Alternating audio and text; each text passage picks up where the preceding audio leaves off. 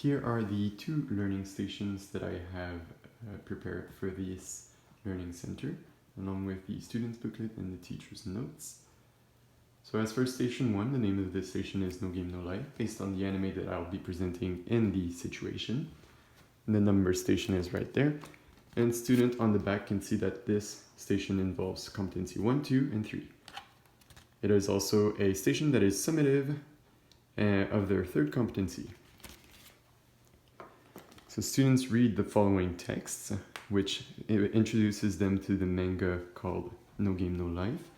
Shortly after, they are asked on their computer or iPad to watch a short video, an excerpt of the anime itself, which lasts about 3 minutes.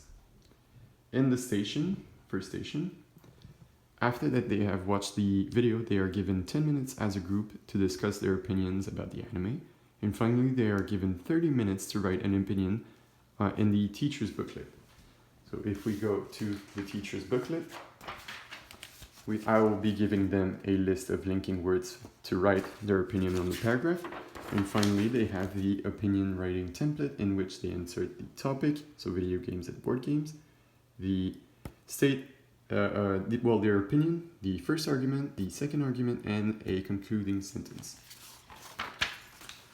As we can see in this, I provide them a list of the 10 pledges mentioned during the video. So I give them also a list of definitions, as some of the pledges are complicated and they are also highlighted in different colors to appeal to kinesthetic students which have a harder time reading text that is black and white. On the following page, I give them the 2 or 3 statements which they have to discuss as a group. So do you think that the 10 rules are acceptable? Are there any rules that you would change or add?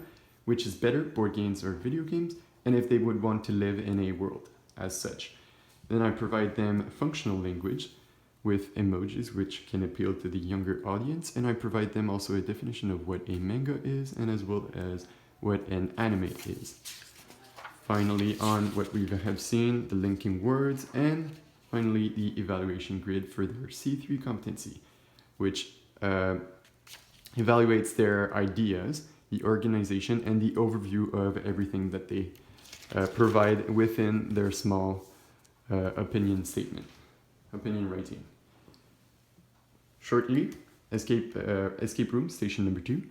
At the back, we see that this station involves C1, C2, and C3, and that this station is not graded as it is just a formative evaluation. So students read the following. For purposes of copyright, I have not included Mario or Bowser in this situation. Students read the introduction and they are prompted to jump into the adventure per se, and with their group solves puzzles, and they have 45 minutes to do so. And their objective is, of course, to figure out where the princess is being held. The puzzle can be found in their student booklet, so pages 4 to 10, and solved in any order that they want. Once a puzzle is solved, a clue will be given to them, and they make sure they keep it at the end, as the 6th puzzle is something where they unscramble the words and try to make a sentence where the princess is located. I provide also functional language, so can you do this puzzle? I will start this one, hurry up, and can you help me please? In the student booklet, as I mentioned, we will go to page 4. First page, they unscramble words, they have the word box, and they try to place it in the list above. Then they're given their first clue, given by the teacher, which will be circulating around the class to help in other learning sessions if ever needed. Puzzle number 2, reading comprehension. I provide them right or wrong answers, so the questions. For example, the first one is if Super Mario was released in 1995, and in the text it is clearly stated that it's in 1985, so they have to say it wrong. And then with their answers, they will spell out the name of the beast that stole the princess. Puzzle number 2, they do a small crossword puzzle with some definitions provided, and they're given their third clue. Puzzle number 4, they solve 5 riddles, and once they have unscrambled the letters, they are able to find their 4th clue.